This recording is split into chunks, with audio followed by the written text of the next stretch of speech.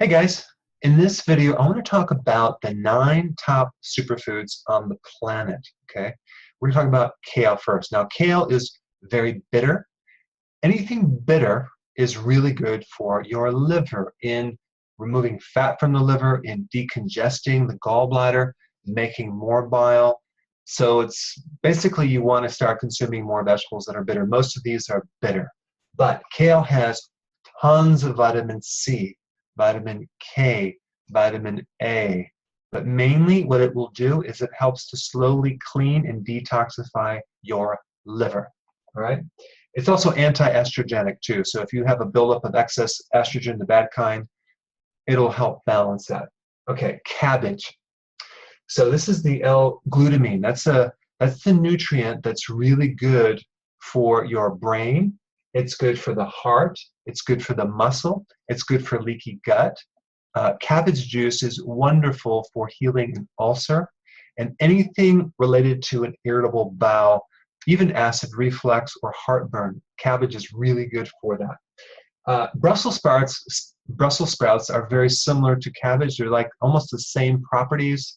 But what's interesting about Brussels sprouts is they do not have any negative effects on your thyroid, because sometimes the cruciferous vegetables are apparently bad for your thyroid because they deplete iodine.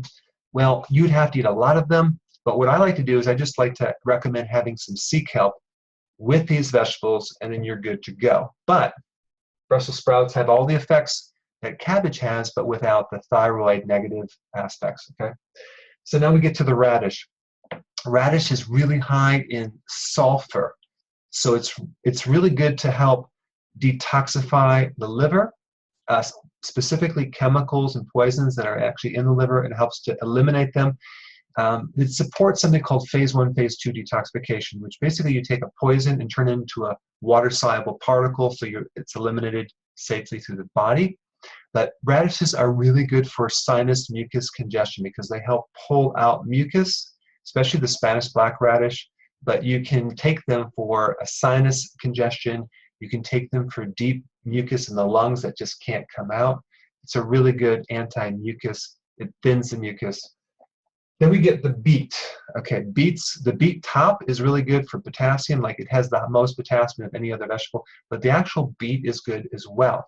Why? Because beet is loaded with nitric oxide, and nitric oxide is good for decreasing tension in the arteries, decreasing blood pressure, helping increase testosterone and balancing out estrogens.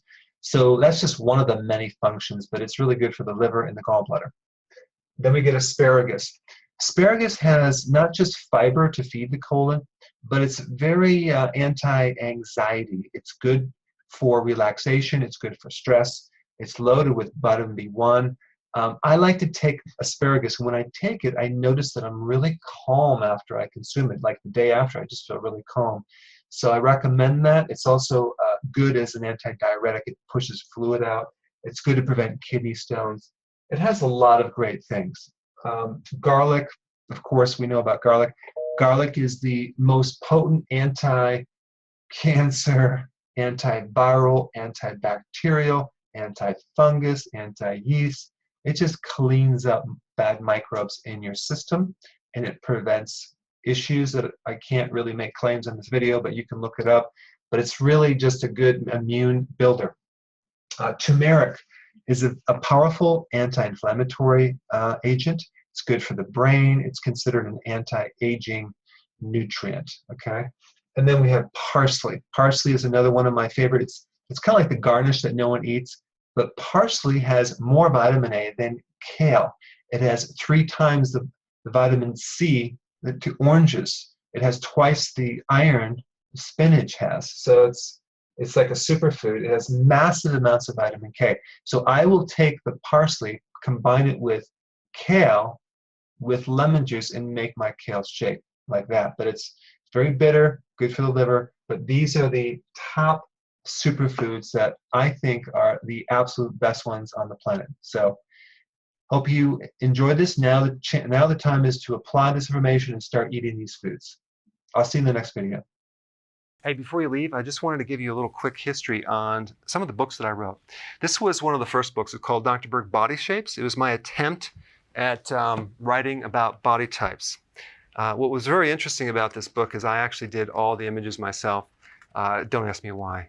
They look actually not quite as professional as some of the images that I have in the new book. But anyway, this is my first attempt right here called Dr. Berg's Body Shape Diets.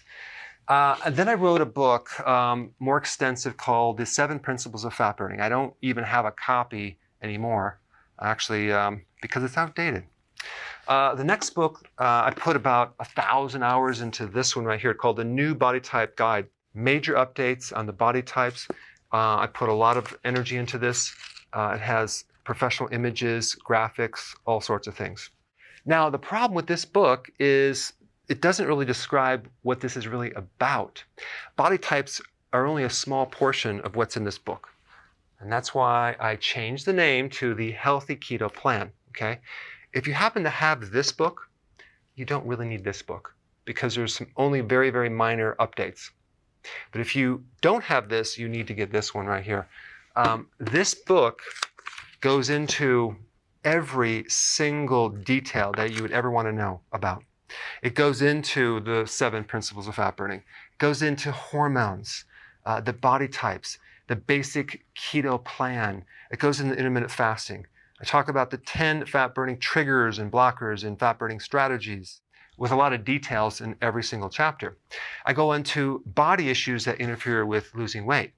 There's very few people that just have a weight problem. They have a lot of body issues, whether it's sleeping problems, stress problems, inflammation, menopause. I cover that extensively in this book. Then I talk about how to get rid of stress, and I show you a technique. Then I get into exercising. And then I have a lot of really good recipes in this book as well. So this is a good reference guide. On my website, if you get this book, you get this one free. It's called Healthy Keto and Intermittent Fasting. This is the shortcut, quick guide to this book. And the reason I created this book is to have you, within 45 minutes, learn how to do keto, okay, in intermittent fasting, exactly what you need to do. Then you can fill in the blanks with this book right here. So right now I'm doing a special. If you get this book, you get this one totally free, or you can go to Amazon and get these individually. So I just want to clarify the difference between this book and this updated one right here. If you don't have this, you need to get this right here. That way you can get the exact correct information to do it healthily.